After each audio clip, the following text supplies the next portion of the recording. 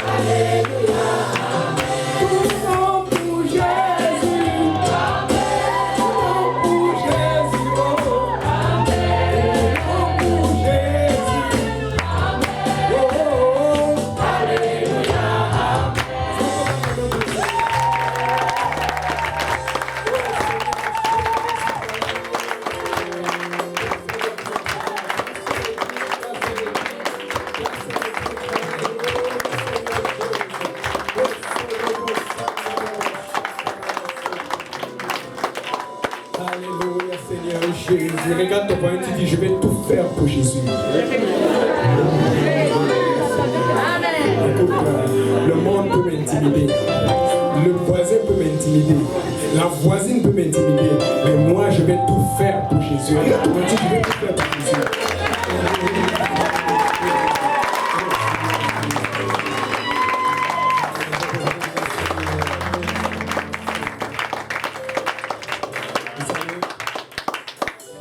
Le pasteur c'est un adorateur. Et beaucoup de gens le savent. Amen.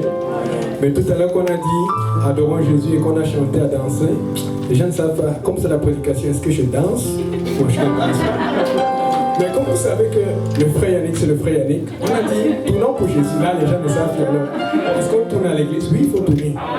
Tournons pour Jésus. Tournons pour Jésus. Tournons pour Jésus. Oh, oh, oh. Alléluia. Tournons pour Jésus. Tournons pour Jésus. Oh. Tournons pour Jésus. Oh, oh. Alléluia. Ça, nous avons tourné. Nous avons tourné parce que le Seigneur est assis sur le trône. Il est venu sur la terre, il a fait sa part et il est parti. Mais quand tu veux recevoir de Dieu, tu dois montrer au Seigneur que Seigneur, je veux recevoir de ta part. Voilà pourquoi je vous ai dit tourner pour Jésus, mais moi-même j'ai tourné. Parce que moi aussi je veux recevoir. Qui veut recevoir de ta part, Seigneur?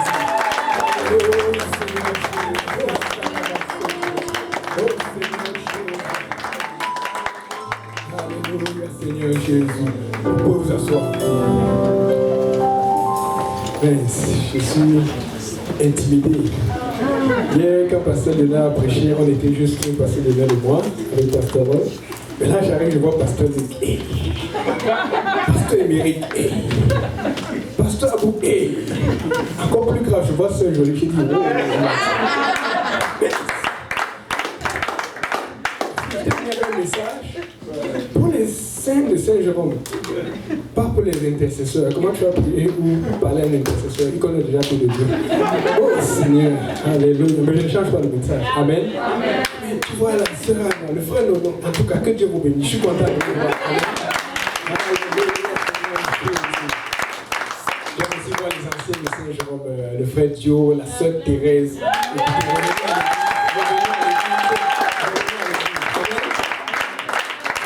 C'est que le pasteur l'a fait parce que il faut vraiment être motivé. Amen. Le pasteur Denis a dit ça hier. Quand le pasteur Denis a dit ça hier, si j'avais le micro, j'allais tuer. Ça prend vraiment la sœur Abia pour.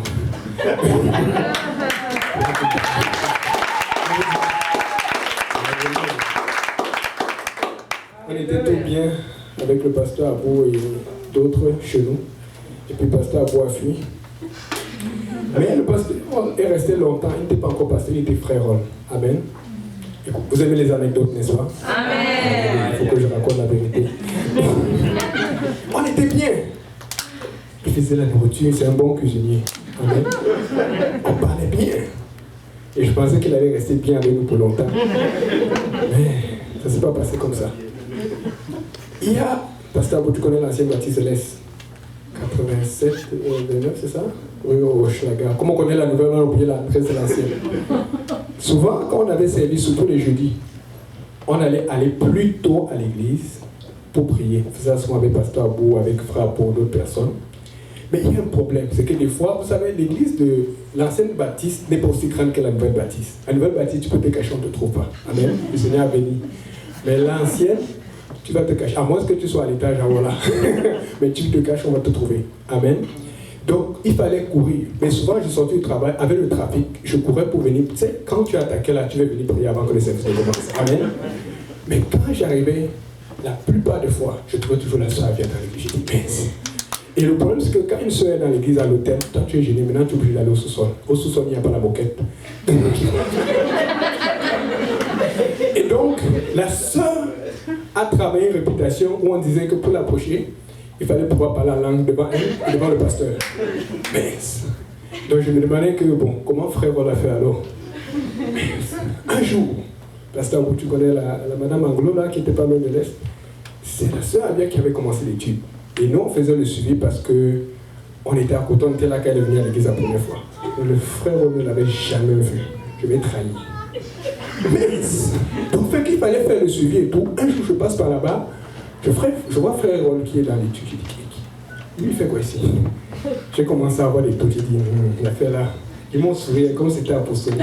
Je n'ai jamais entendu pasteur Abou, le pasteur Kaouzi me dit qu'il y avait le suivi du frère Ron. Amen. J'ai compris que quelque chose se passait.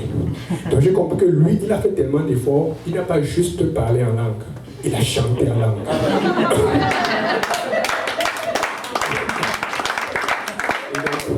Là, il chantait tantôt. Amen. Écoute, mon frère, si tu es célibataire, chante en langue. ma soeur, si tu es célibataire, crie en langue. Il faut vous chercher le parler en langue modifiée avec des notes de musique, l'intercession. Amen. C'est pour ça que je suis content de ce qui se passe à Saint-Jérôme maintenant. Vous voyez ce que l'Éternel a fait.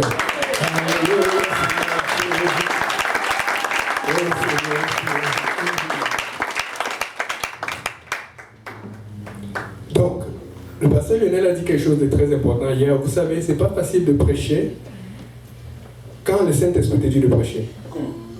C'est plus facile de prêcher quand tu as l'impression que c'est ça que tu dois prêcher. Amen. Parce que le Saint-Esprit va dans une direction et nous, souvent, on va aller dans notre direction. Amen. Donc, je vais essayer de faire dans le même esprit qu'il a fait hier. Il va prêcher ce que Dieu lui a dit de prêcher. Amen. Mais le truc, c'est qu'au lieu de prêcher long, je ne vais pas prêcher trop long, mais je ressens qu'on doit prier. Vous savez, pour moi, quand je suis arrivé, quand j'ai vu la sœur Evelyne et toutes ses sœurs, la sœur Christelle, toutes les intercesseuses et les intercesseurs, j'ai dit Seigneur, merci, tu confirmes. Parce que nous avons besoin de prier. Je veux vous dire, le Seigneur est en train de travailler dans le Nord comme pas possible. Pasteur, le temps vient là où on va aller voir le pasteur Kaouzi, on va s'asseoir avec le frère Jean-Yves, avec le pasteur Abo qui donne l'étude souvent aussi dans le Nord et tout. Et on va commencer à faire des églises, des ligues du Nord. Parce que je vous dis, quand ne vous mentez pas, le Seigneur est en train de travailler les gens, ils disent que non, on attend depuis. C'est parce que vous ne travaillez pas. Si vous êtes sur le chantier, vous allez voir. Amen. Oh Seigneur. Et donc, on va lire. J'ai besoin de quelqu'un pour m'aider. C'est plus facile quand j'ai un lecteur. Est-ce qu'il y a quelqu'un qui peut prendre le micro pour peut-être Pasteur Eric ou...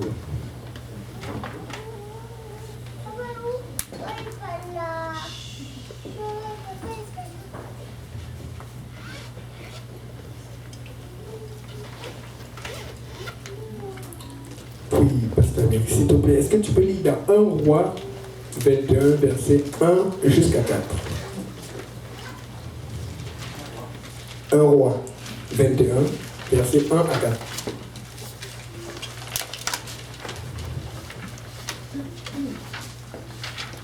Je lis dans le nom de Jésus. Amen. Après ces choses, voici ce qui arriva. Naboth de Jezreel avait une vigne à Jezreel, à côté du palais d'Achab, roi de Samarie. Et Akab parla ainsi à Naboth: cède-moi ta vigne pour que j'en fasse un jardin potager, car elle est tout près de ma maison. Je te donnerai à la place une vigne meilleure, ou, si cela te convient, je te paierai la valeur en argent. Mais Naboth répondit à Akab: que l'Éternel me garde de te donner l'héritage de mes pères. Akab rentra dans sa maison, triste et irrité. C'est bon. On va s'élever tous. On va faire quelque chose. Vous savez, quand tu vas au tribunal et que tu veux faire serment pour dire tu vas dire la vérité, tu lèves ta main, tu poses sur la Bible et tu jures. Amen. Maintenant, aujourd'hui, ils ont changé ça. Parce qu'on ne veut plus voir la Bible dans le tribunal. Amen. Mais je sais qu'à certains endroits, encore aux États-Unis, au Canada, il y a ça. On va lever la main vers l'Éternel. Et on va dire la même chose que Naboth a dit. Amen. On va lever la main vers l'Éternel. Et on va dire la même chose que Naboth a dit. On va dire que l'Éternel me garde. Amen. Pasteur Louis, tu peux répéter ça encore une dernière fois, s'il te plaît.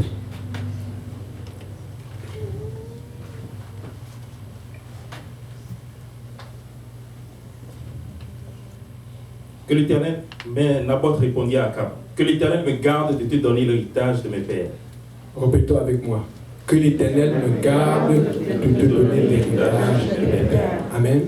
Le titre de mon message aujourd'hui, c'est faire connaître notre héritage. Amen. Vous pouvez vous asseoir. Pasteur Luc, s'il te plaît, si tu peux prier pour nous bénir. Alléluia. Prions le Seigneur tous ensemble, mon Père.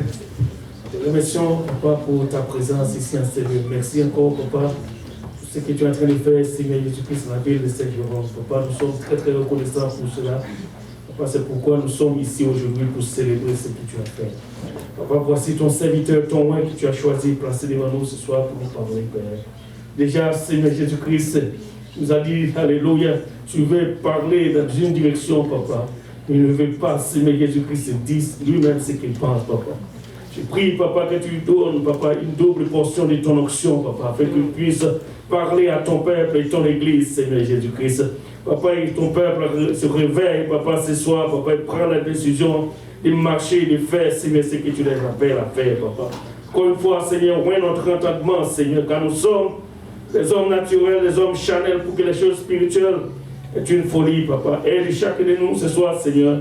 Papa, aide nos cœurs, aide notre entendement, Seigneur. Encore une fois, utilise ton serviteur, papa, qu'il nous parle, papa, et alléluia, car nous voulons entendre ainsi par l'Éternel. Papa, ouvre nos cœurs encore une fois, Seigneur, que nous soyons réceptifs, papa, à ta parole ce soir. Et qu'elle trouve une place dans nos vies, qu'elle germe et produit des fruits, et que ces fruits nous conduisent jusque dans la vie éternelle. Avec action de grâce dans nos cœurs, nous te prions au nom de Jésus, que tout le monde dise au nom de Jésus. Nom de Jésus. Alléluia. Si on peut battre des mains pour le Père.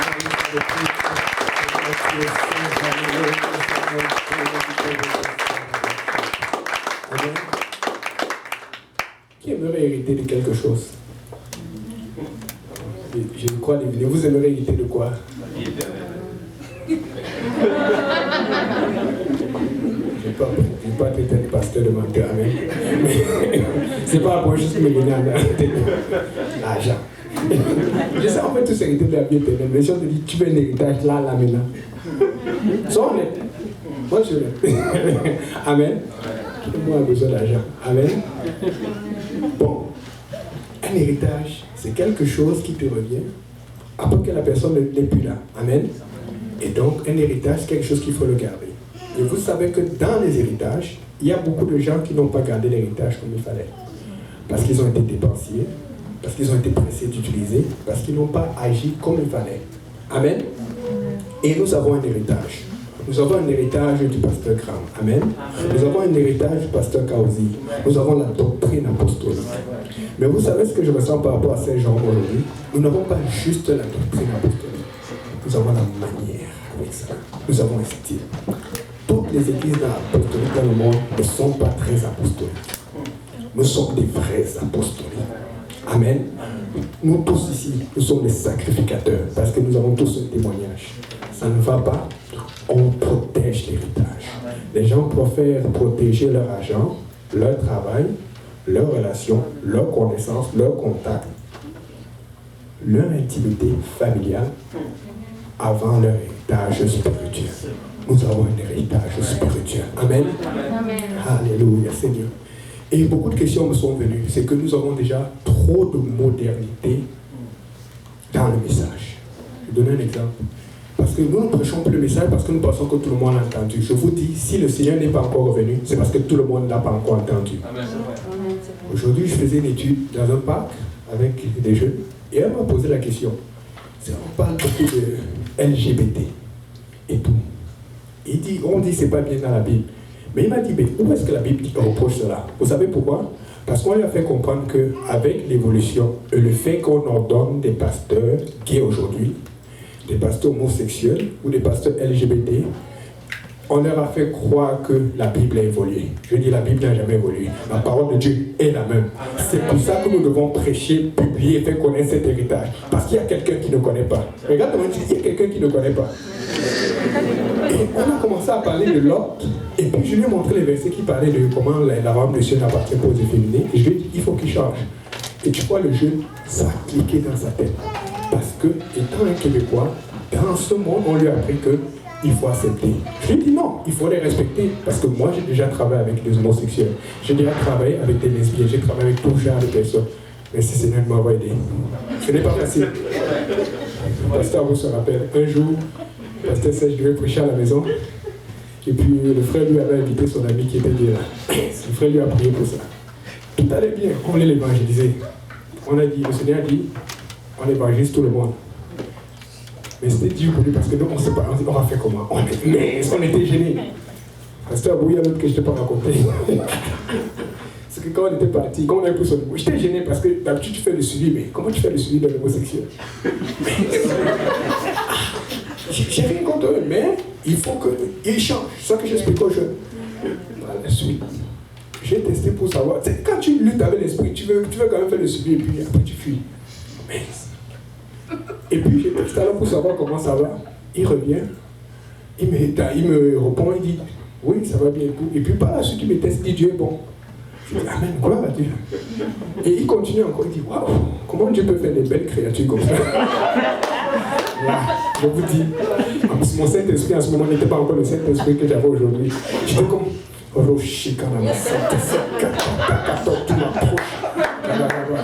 c'est pas le même parler en langue que le pasteur va parler pour la soeur. C'est un autre parler en langue qui dit je te réprime. Vous comprenez qu'il y a déjà trop de modernité. Et si on ne garde pas notre héritage, si on ne lève pas la main pour dire Seigneur, je vais garder cet héritage, la modernité va nous envahir. Amen. Amen. Amen. C'est vrai. Pourquoi tant de modernité dans la consécration? Je sais pas pourquoi je devais prêcher aujourd'hui. Je devais prêcher, on a prêché la dernière fois et j'ai tellement d'exemples qui me viennent. Un autre jeune, on est en train de rire, on a beaucoup lutté pour l'affaire des cheveux longs. Vous allez voir, c'est ça la mode. Parce qu'il dit non, j'aime déjà Dieu, c'est à l'intérieur, mais je vous dis comme il dit, mais je suis le plus beau de l'école avec ça. Les gens aiment trop mes cheveux. Il dit, bon, tu vas être beau pour Dieu, tu vas être beau. Lui, il aime ça, c'est stylé. Finalement, son frère a pogné, je lui ai montré l'affaire sur... Il faut faire des recherches dans la Bible, amen. Sur qui a peint Jésus en long cheveux le premier? Michel-Ange. Je lui ai montré le lien et tout. Je lui ai montré même la statue que Michel-Ange avait fait là où on voit Jésus qui est à la mort, qui est sur les bras de Marie. Ça existe cette statue. Et puis quand tu tournes la statue, tu vois bien qu'il a des longs cheveux. Et je dis que justement, allez sur Wikipédia, vous tapez Michel-Ange, ça dit bien qu'il était gay. Donc je vais expliquer d'où est venue cette conception, cette pensée que Jésus avait les longs cheveux. Et donc fait que le grand frère, les deux ont fini par couper les cheveux. Mais il y a un que c'est encore lui, pourtant c'est lui le plus en feu. Donc, on a continué. Et puis, pendant qu'on faisait ces choses, sa soeur commençait à jouer avec ses cheveux, elle commençait à attacher ça et ça faisait comme une touffe au truc. Et puis il me regarde, il a compris que c'était pas bon. Et elle dit, mais vous êtes trop compliqué. J'ai dit, c'est ça notre héritage. On ne veut pas faire semblant. Un homme doit rester un homme, une femme doit rester une femme. Amen. On va défendre notre héritage. Nous sommes dans cette société.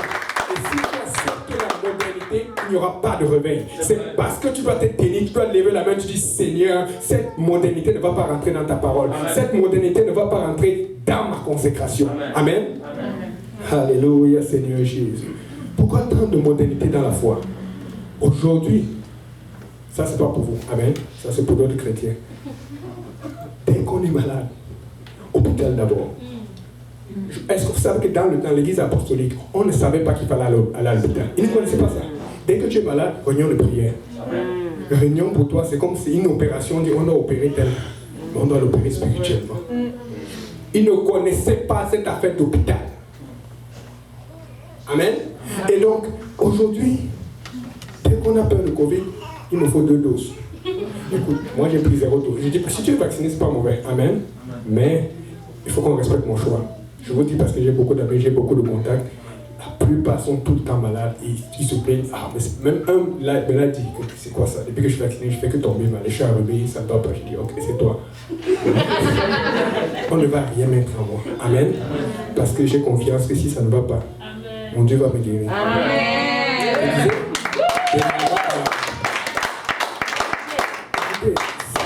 Moi, je vais mourir à l'église. Ça, c'est clair dans ma tête. Des fois, les gens pensent que je suis... Non, c'est comme ça. Je disais dernièrement à quelqu'un que... Non, je suis jamais allé faire le check-up médical et tout depuis que je suis ici. Il dit, tu es malade. Je dis non, je suis tellement occupé avec le Seigneur que je n'ai pas le temps d'aller faire le check-up. Donc, fait que si ça ne va pas, le Seigneur va faire mon check-up. C'est vrai, parce qu'une fois les assurances m'ont appelé pour mon ancien travail.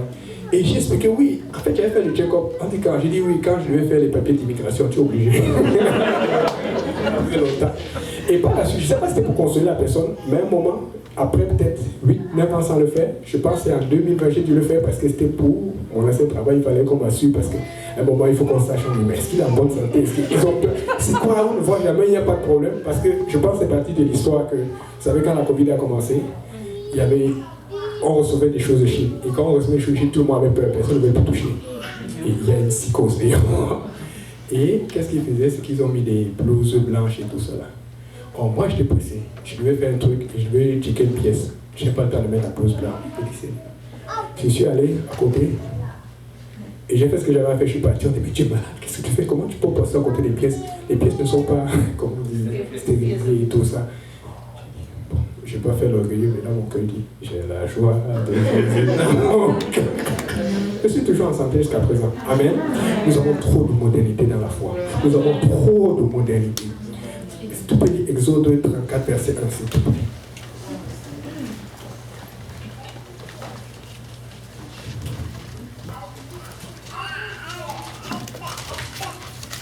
Exode 34, verset 1. L'Éternel dit à Moïse, taille 2 tables de pierre comme les premières, et j'y écrirai les paroles qui étaient sur les premières tables que tu as brisées.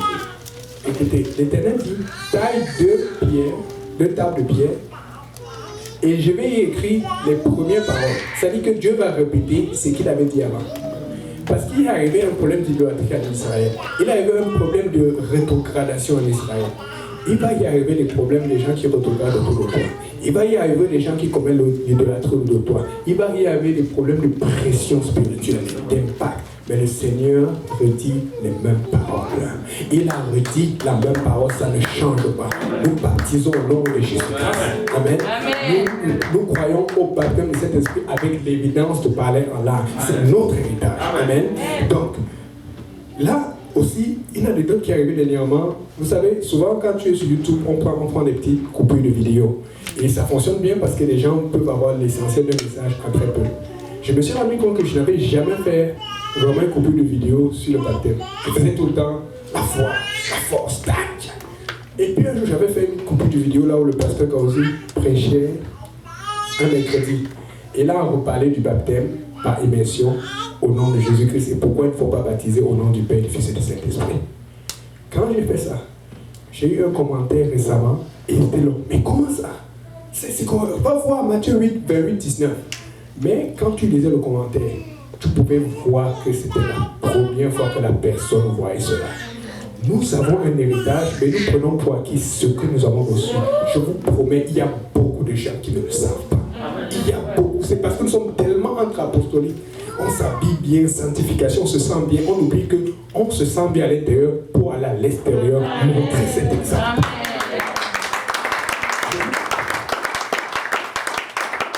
Et on a des débats sur YouTube. Je lui ai juste envoyé quelques versets là où on baptise au nom de Jésus-Christ, acte 38, acte 19 et tout. La personne n'a plus répondu. Tu pouvais savoir que cette personne était sincère. Parce qu'il y en a d'autres, oh non, ils commencent à argumenter. Mais je vous dis, laissez ceux qui argumentent, allez chercher ceux qui ne savent pas. Parce qu'il y en a beaucoup. Amen. Nous devons prendre Saint-Jérôme de notre héritage. Et j'insiste sur notre héritage parce que vous le savez, il y a des détails qu'on ne peut pas présenter à l'église parce qu'on va nous tabasser, on va dire, mais vous prenez pour qui? Mais nous sommes des apostoliques différents des autres apostoliques. Nous avons reçu un héritage spécial de Pasteur Graham. Nous avons reçu un héritage spécial de Pasteur Kauzi. Ce qui fait que nous avons un impact que les gens n'ont pas parce que nous avons un héritage. Regarde comment il dit, nous avons un héritage. Romains 7, verset 6.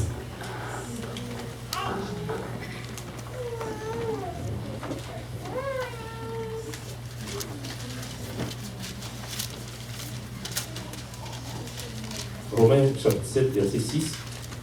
Mais maintenant, nous avons été dégagés de la loi, étant morts à cette loi sous laquelle nous étions retenus, de sorte que nous servons dans un esprit nouveau et non selon la lettre qui a vieilli. Et c'est ça le problème. Vous savez, je vous ai montré cela tout à l'heure en montrant que les tables ont été cassées, mais Dieu a répété la même. Parce que des fois, là, Dieu veut que quelque chose arrive pour te réveiller. Amen. Et la Bible dit que maintenant, selon un esprit nouveau, la lettre a vieilli, mais la lettre n'a pas changé. Mais souvent, la lettre est en toi, mais elle a vieilli, mais tu ne la vis plus. Écoutez, il y a des milliers de personnes à évangéliser ici à Saint-Jérôme.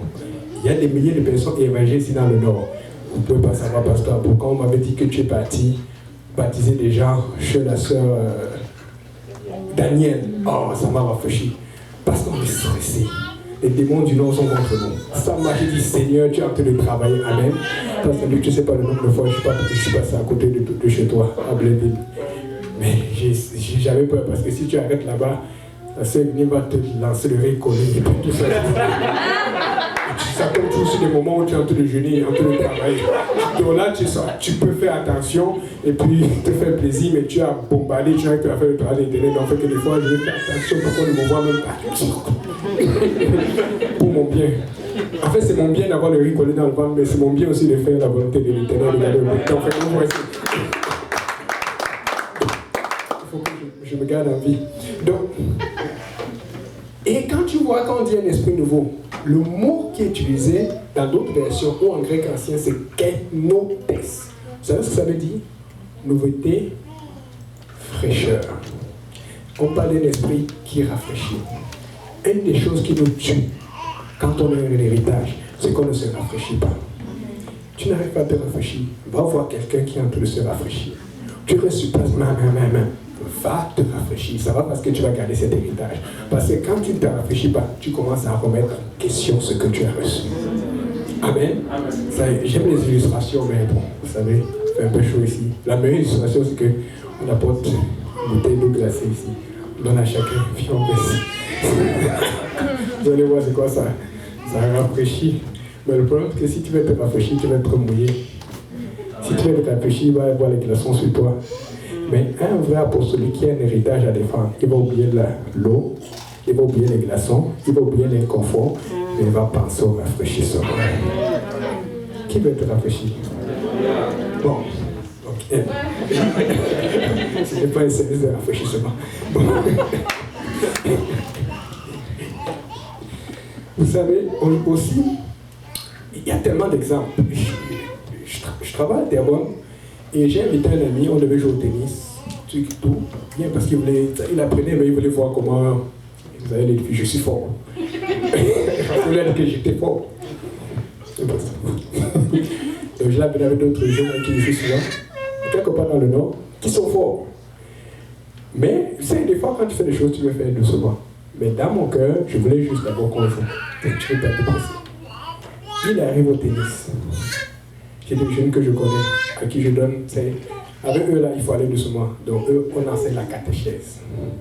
La catéchèse, c'est le Dieu public, mais c'est le mot catholique qu'ils connaissent. Amen. Donc, on fait tellement de la catéchèse qu'ils ont senti qu'ils devaient faire quelque chose. On arrive sur le terrain. Il dit, les jeunes attaquent mon ami du travail. Est-ce que tu connais Dieu? Est-ce que tu sais Dieu? Il dit, mais... Et mon ami du travail dit quelque chose que je n'ai jamais oublié, qui m'a touché. Il a dit, mon père ne m'a jamais rien dit de Dieu. Écoutez, si je connais Dieu, par le pasteur Grand, par pasteur Kaozi, par tous les pasteurs, par l'aide du pasteur Serge, c'est d'abord parce que mon père au Cameroun a commencé et je me rappelle combien il me disait toujours, n'oublie pas de servir Dieu. Mais aujourd'hui même il dit que Yannick, tu es exagéré. Je devais trouver celui qui me disait, qui insistait. Et je vous dis, ça m'a beaucoup touché. Donc, quand les jeunes lui ont mis la pression pour lui parler de Dieu, il n'a pas refuté. Lui, son problème, c'est qu'on ne lui a jamais parlé de ça. Il ne connaissait pas. Comment l'autre jeune aujourd'hui qui ne savait pas que vraiment c'était écrit dans la Bible que l'homosexualité, c'est condamné par la Bible. Et on lui avait fait croire que, écoute, regarde, il y a quelqu'un qui a besoin de savoir. Alléluia, Seigneur Jésus. Mais le problème, c'est que maintenant, partager cet héritage, ce n'est pas facile. Amen. Parce qu'il y a un prix à payer. Romains 8, verset 32.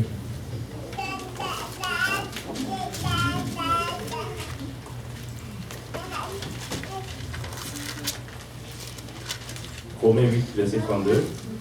Lui qui n'a point épargné son propre fils, mais qui l'a livré pour nous tous, comment ne nous donnera-t-il pas aussi toutes ces choses avec lui? Lui qui n'a point épargné son propre fils. La Bible aime nous donner l'exemple pour qu'on puisse suivre l'exemple. Quand tu regardes ce mot épargner, je pense que c'est nommé en grec, ça veut dire ménager. Tu sais, quand tu ménages quelqu'un, tu fais attention. Mais dans ce cas, on dit, il n'a point ménagé. C'est-à-dire que les choses qu'il a pu retenir, il a enlevé sa main. Tout lui est arrivé. Il y a des gens, pas ici, dans d'autres églises, amen, que si Dieu ne les ménage pas, ils ne vont pas venir à l'église. Si Dieu ne les ménage pas, ils ne vont plus aller prêcher l'évangile. Mais on n'est pas comme ça dans cette église, amen, parce que nous avons un héritage, amen. Alléluia, le Seigneur est bon. L'autre définition de ce mot, dans l'ancienne version, ça veut dire souffrir longtemps. Pour garder un héritage qui est précieux, pour garder un héritage qui est important, il faut souffrir longtemps. Amen. Le pasteur que vous voyez ici, là, beaucoup souffrent. Moi aussi, je souffre. Mais le problème, c'est qu'en retour, nous avons la paix de Christ. Et la souffrance devient quelque chose de normal. Parce qu'avec le Saint-Esprit, c'est possible. Mais on ne veut pas échanger. Parce que quand tu souffres, tu prends un fardeau pour une âme quelque part ici, dans le Nord. Tu prends un fardeau pour quelqu'un qui en a besoin à Saint-Jérôme. Tu prends un fardeau pour quelqu'un qui en a besoin pas loin de chez toi. Amen. Romains 8, verset 39. Romains 8, verset 39. Ni la puissance, ni la hauteur, ni la profondeur, ni aucune autre créature ne pourra nous séparer de l'amour de Dieu manifesté en Jésus-Christ notre Seigneur. Maintenant, ce que j'aime dans ce verset, c'est qu'il cite beaucoup de choses. La puissance, c'est-à-dire que l'intimidation, tout. Mais ce que j'aime, c'est que j'ai regardé beaucoup de versions, j'ai comparé. Ça dit ne pourra, c'est-à-dire qu'on dit ni. Quand tu regardes le mot, ça veut dire que chaque chose est singulière. C'est-à-dire, ne prends pas tout ce qui a été cité avec les virgules et tu dis c'est tout le contexte, le global, qui va te séparer. On dit, tu dois prendre chaque chose. Ça ne va pas me séparer. Ça ne va pas me séparer. Ça va. C'est ce que le verset dit. Je vous promets, j'ai vérifié. Le verset dit, chacune de ces choses qui est citée, aucune ne va me séparer. Et si vous voyez, comme moi, je ne vais pas vous mentir, il y a beaucoup de choses qui ne vont pas me séparer. Il y a d'autres choses que c'est dur. Et là, comme on dit, Seigneur, tu sais que... Alors, qu'est-ce qu'il faut faire? Il faut prier. C'est pour ça qu'à la fin, le pasteur Roll va prendre le micro et on va intercéder. Parce que ce n'est pas un hasard que le Seigneur a fait venir autant d'intercesseurs ici. Parce que nous avons besoin d'avoir un impact spirituel. Oh Seigneur, je vous dis, Dieu travaille. Et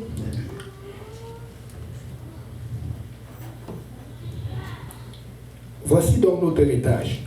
Pour ceux qui ne le connaissent pas, je dis ça aussi parce qu'on a beaucoup de jeunes qui nous suivent en ligne, qui m'ont promis de suivre. 1 Corinthiens 15, versets 1 à 4, s'il te plaît.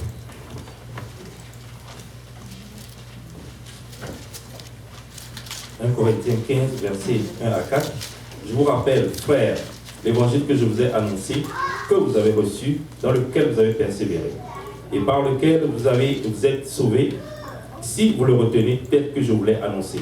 Autrement, vous aurez cru en vain.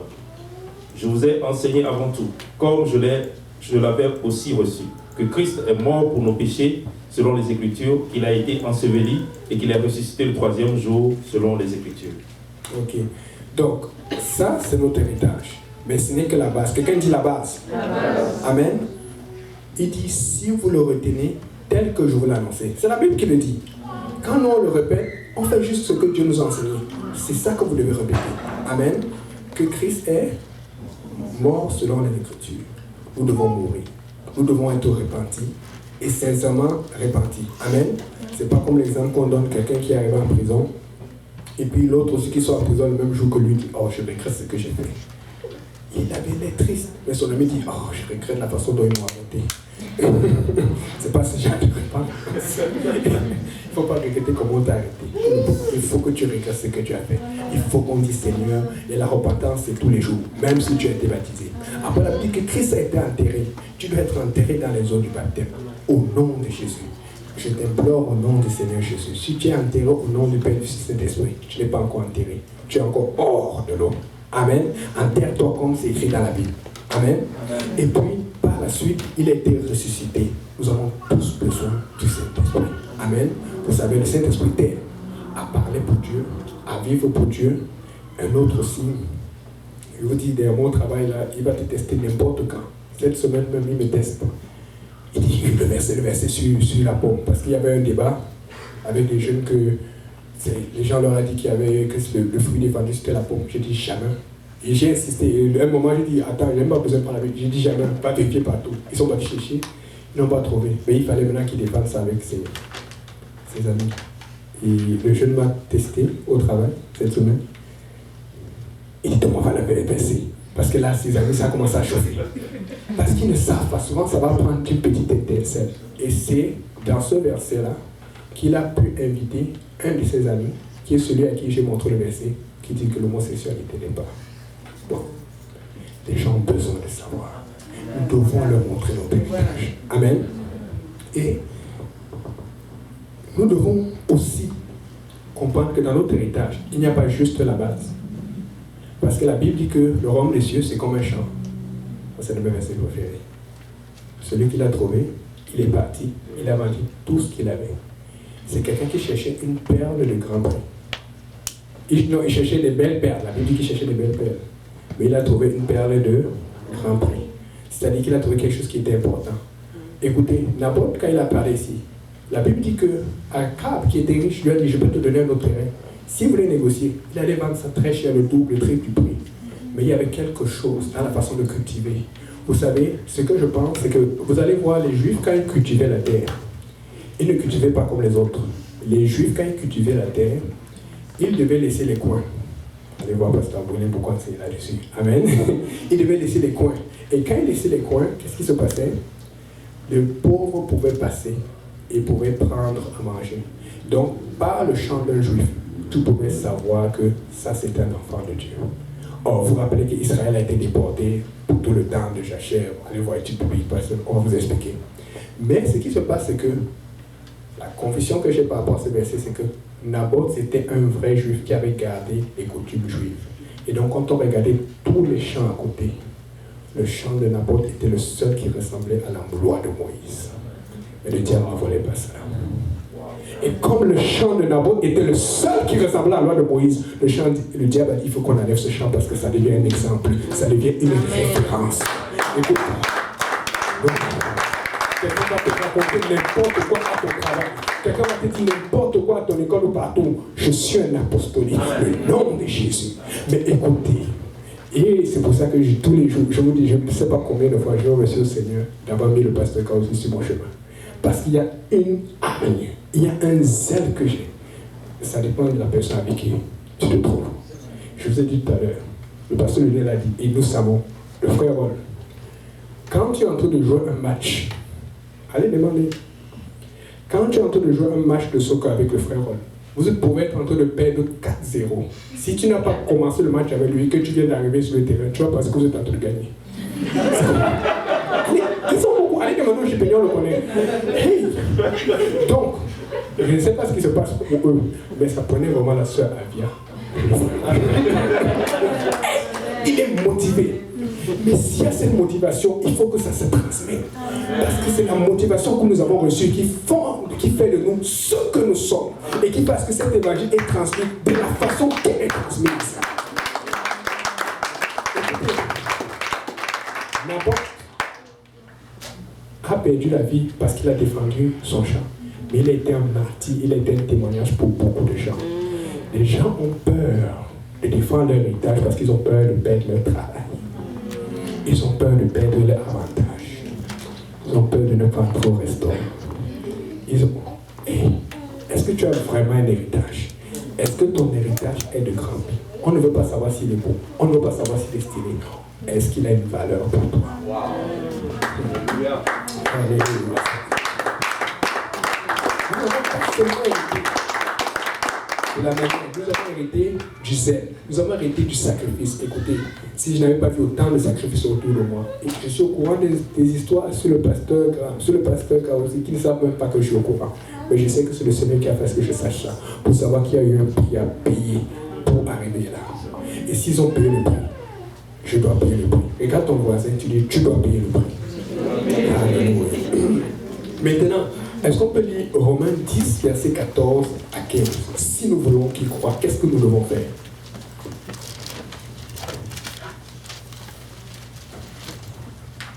Romains 10, versets 14 à 15. Comment donc invoqueront-ils celui en qui ils n'ont pas cru? Et comment croiront-ils en celui dont ils n'ont pas entendu parler? Et comment en entendront-ils parler s'il n'y a personne qui prêche?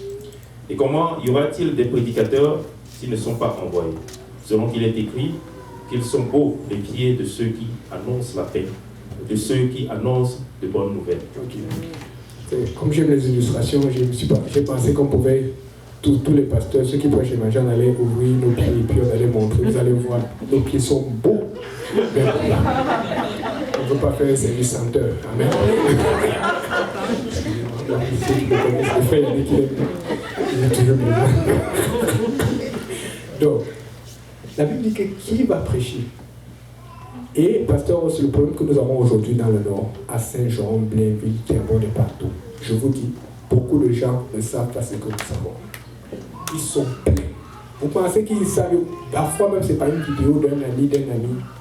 Je vais raconter une autre histoire tout à l'heure pour finir. Beaucoup de gens ne savent pas. C'est pour ça que ce que la Bible dit, c'est vraiment réel. Nous sommes à Montréal, il y a de plus en plus, même s'il n'y a pas d'église apostolique, il y a d'autres églises. Donc quelqu'un va leur parler du Jésus d'une certaine façon. Mais je vous dis, ici, dans le Nord, que ce soit à Mirabel, que ce soit à Saint-Sauveur, il y a des millions de personnes qui ne savent même pas ce que Jésus peut faire pour eux. Je parlais à une autre personne aujourd'hui qui me disait, j'ai lu tel livre, ça m'a aidé. Mais j'ai mon ami qui est parti. Mais tu vois les circonstances dans lesquelles son ami est parti. Tu te dis, Seigneur, si il ou elle avait connu Jésus. Les gens ne connaissent pas Dieu. Ils ne savent pas qu'on peut prier. Ils ne savent pas qu'on peut avoir du soutien psychologique. Amen. Romains 9, verset 17.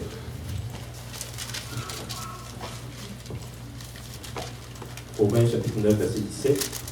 Car l'Écriture dit à Pharaon, je t'ai suscité à dessein pour montrer en toi ma puissance, et afin que mon nom soit publié par toute la terre. Soit publié par toute la terre. Le mot c'est diagelo, qui veut dire envoyer un message. Il faut que le nom du Seigneur soit publié par toute la terre. Le problème, c'est que nous avons une conception où tout le monde connaît ce que nous connaissons. Je vous dis. Et même pas ça. Des gens peuvent imaginer, ils peuvent avoir des perceptions, mais il faut qu'ils connaissent de la façon que nous connaissons. Il faut qu'ils soient enseignés. Et ça prend du temps. C'est pour ça que la Bible dit qu'il faut s'ouvrir longtemps. Il faut répéter à ceux qui ne savent pas bien. Amen. L'autre explication de ce mot, c'est faire savoir. L'autre explication, c'est transmettre à sa postérité. Amen. Vous savez, quand tu es un apostolique, tu pries beaucoup pour tes enfants. Amen. Mais j'ai remarqué que les pasteurs, les personnes pour lesquelles ils vont le plus prier, ce sont les filles.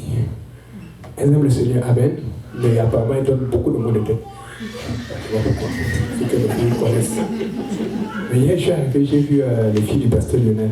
Chaque fois que j'arrive à une conférence, il y a une image qui te marque. Et ce qui m'a marqué, c'est que j'ai vu surtout Mélikia. Elle adorait Seigneur. Mon Dieu. J'ai vu les deux filles adorer, et surtout Mélikia. Elle fermait les yeux. Il n'y avait pas de semblant. J'ai dit, Seigneur, si c'est comme ça, moi j'aimerais avoir une fille. Mais c'est comme ça que tu vois les enfants. Parce que la Bible dit qu'il faut transmettre à sa postérité. Amen. Écoutez, un enfant doit adorer autant que toi. Tu dois t'assurer que ton enfant, ta famille, ta postérité, ceux qui t'entourent adorent et reçoivent cet héritage. C'est pour ça que vous allez voir, tous nos pasteurs sont des adorateurs. Tous nos femmes de pasteurs sont des adoratrices. Amen. Regarde, on va dire, tu dois être un adorateur. Regarde, on va dire, c'est un héritage, l'adoration. Alléluia, Seigneur. Et Romains 8, verset 28, c'est le dernier verset. Si on peut commencer la musique, et puis après on va appeler le pasteur. Alléluia, Seigneur. Romains chapitre 8, verset 28. Nous savons du reste que toute chose concourt au bien de ceux qui aiment Dieu, de ceux qui sont appelés selon son dessein. Toute chose concourt au bien, c'est-à-dire que toute chose participe au bien. D'autres versions, toute chose aide au bien, toute chose soutient au bien, toute chose pousse au bien, toute chose stimule au bien. Amen. Ça peut paraître que ça ne marche pas, ça peut paraître que c'est compliqué. Ce que tu te demandes, c'est ouvre la bouche. Alors que tu as déjà été consacré et que tu as mis de côté ce péché qui t'attaque, comme le pasteur Lionel nous a enseigné hier. Maintenant, ouvre la bouche. Ouvre la bouche partout où tu vas. Je sais que c'est dur. Pasteur Luc, Pasteur Abou, Pasteur Jarif, tous ceux qui sont dans le Nord, Frère Roche, vous êtes dans le Nord là-bas.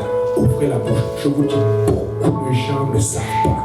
Frère Émeric Atermont, ouvrez la bouche. Je vous dis, vous serez surpris. Beaucoup de gens ne savent pas. On a souvent peur d'ouvrir la bouche. Tu serais surpris. Et des fois, quand tu ouvres la bouche, même si fâché. Quelqu'un d'autre va le savoir, ça va l'aider. Et je vais vous raconter là où une histoire qui paraissait mal partie, mais qui s'est détournée, qui concourt bien. Ça s'est passé une semaine, jour pour jour, vendredi passé. C'est des fois que tu vas prêcher, c'est comme si Dieu te donne déjà le message. D'habitude, le vendredi, j'ai l'habitude de me réunir avec certains jeunes dont je parle souvent là. Et on fait l'étude. En général, c'est juste les garçons. La première chose que j'ai réalisé, Pasteur Roll, c'est que c'est vrai qu'on veut gagner le Québec. Mais il y a aussi d'autres gens au Québec. C'est que les jeunes Québécois, ils évitent tout le monde. Et j'ai remarqué qu'il y a des gens qui revenaient. Et le nombre, quand je vois la quantité de gens qui revenaient, la plupart c'était des jeunes musulmans de 12, 13, 11 ans. J'ai dit, et chaque fois, je vais utiliser Pasteur Abou. On a un ancien musulman qui est pasteur. Je vais utiliser tel truc là. Tu connais même Jésus. Maintenant, ça m'a fait connaître le Coran plus que jamais. Je leur montre tous les versets là. Vous savez qu'il y a plus d'une centaine de versets qui citent Jésus dans le Coran. Les gens ne savent pas ça. C'est comme ça que Jésus s'en en cherchant. Et je me suis rendu compte que Pasteur Rob, et aussi les Chinois. Hey! C'est quoi l'affaire? Mais vendredi passé, pour une raison, le premier avec qui je parle le plus ne devait pas être là parce qu'il devait aller à un événement avec la grand-mère et la famille. C'était très important. Et deux frères n'étaient pas là. Mais il y a le dernier, celui qui ne veut pas couper les cheveux, mais qui est le plus actif. Il a dit non, moi je reste. On va jouer au tennis parce que d'habitude je me bats plus souvent. Mais dernièrement je l'avais battu, j'étais fâché. Et donc, il voulait qu'on fasse notre match. Et puis après on fait la catéchèse. Ce jour-là, on est là, on est avec Benjamin. Et on a te parlé, mais on voit comment le jeune est en train de s'esquiver. Et puis plus loin, on voit des jeunes filles, 15 ans, parce que d'habitude il n'y avait jamais de filles, il y a toujours des gars. Et elles sont en train de regarder, on le voit comme fuit. Et j'ai compris qu'il était gêné, parce qu'on le connaissait, il avait un passé. Pourtant, lui n'est pas gêné avec ses amis gars, parce qu'à part lui, j'ai connu un gars qui est très fort au Québec. J'ai connu un gars qui est très fort au quartier au Québec. Des gens qui sont aussi professionnels et disciplinés. Qu'est-ce qu'ils font à chercher Dieu? Écoutez, les gens ont soif. Mais quand c'était les filles, parce qu'il a un passé, il était gêné. Il a fini. Mais il faut voir le converti, Benjamin Latour. Laisse-moi faire ci. Venez, viens d'appeler l'étude biblique ici. Et le jeune a disparu. Il est parti. Et donc, il y a deux qui ont commencé à être intéressés. Et c'était vraiment spécial jeudi passé parce que il y a un autre monsieur musulman qui parle souvent, qui avait apporté aussi l'affaire de la peau, mais il est venu avec un autre monsieur ce jour-là. C'est comme il commence à avoir l'opposition pour répondre. Donc il y a eu un mini débat qui a commencé.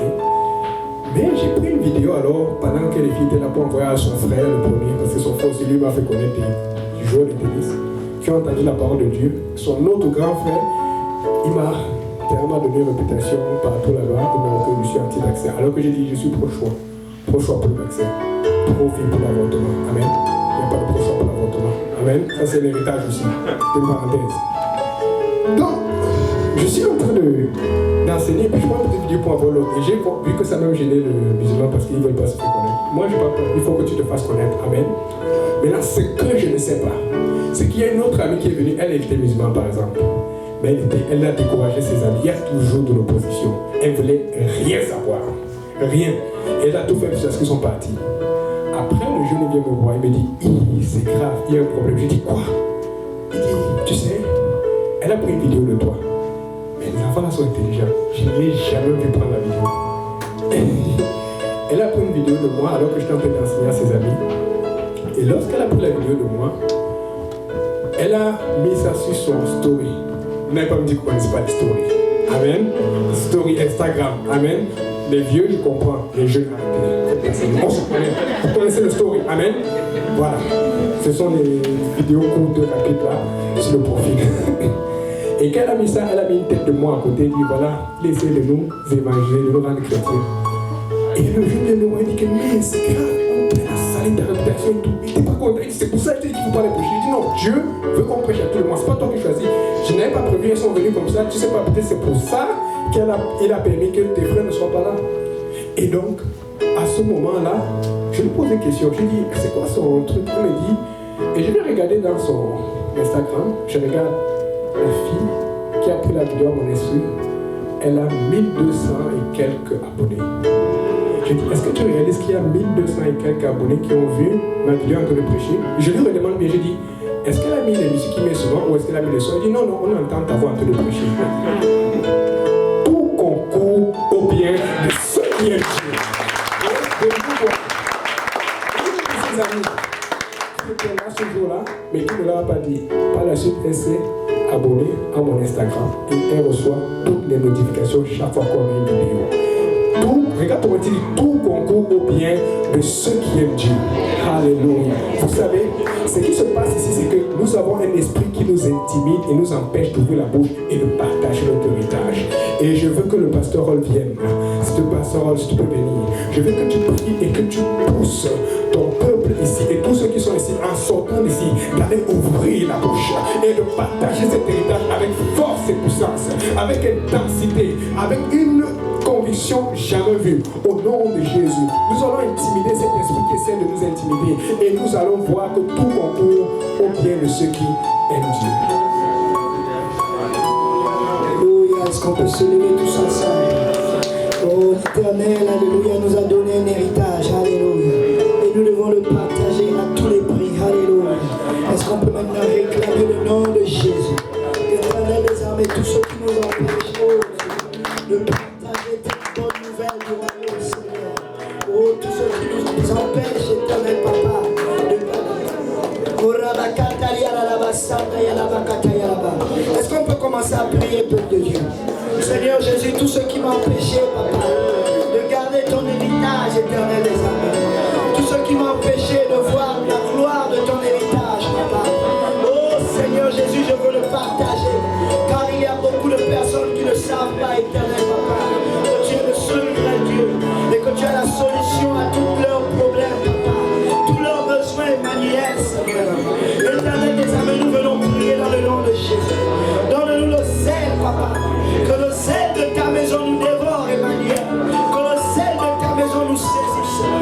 Aide-nous, Père éternel, à nous saisir de cette bonne nouvelle, de cet évangile qui sauve les gens. Nous ne voulons pas voir les membres de nos familles se perdre, Seigneur. Ouvre nos bouches, éternel. Même si ça va nous coûter la vie. Ouvre nos bouches, éternel. Éternel des armées, Papa. Éternel des armées, Papa. Est-ce qu'on peut réclamer maintenant cet héritage? Je ne sais pas pour toi, mais le Seigneur a un héritage pour nous. Il a un héritage pour nous. Il veut que nous puissions le garder. Alléluia. Est-ce que quelqu'un peut maintenant réclamer sa maison, réclamer sa famille, réclamer ses enfants? Oh Seigneur Jésus, nous les réclamons, Papa. Ils te serviront, éternel des armées. Ils te serviront de tout leur cœur, Papa. Nous allons prêcher cette bonne nouvelle du royaume. Nous allons annoncer à nos amis. Nous allons annoncer à nos camarades de classe, Papa. Nous allons te servir, Papa. Quitte à perdre notre vie, Seigneur.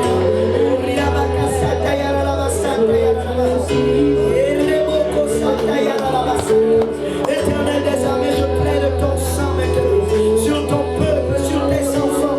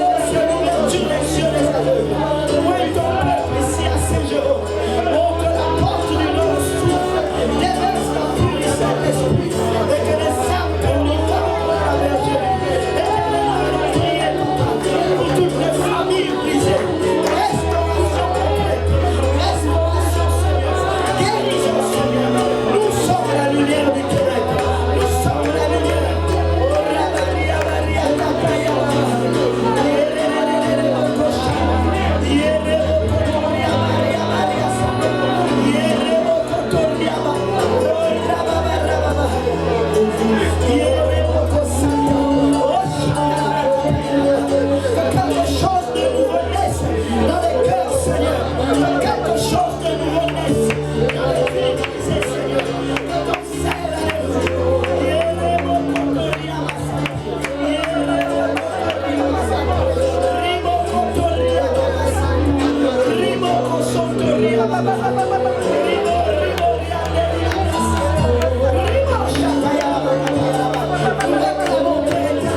une génération d'adorateurs, une génération d'intercesseurs, une génération de prophètes, une génération véritable d'hommes et de femmes qui connaissent leur héritage, d'hommes et de femmes qui ne méritent pas partager cette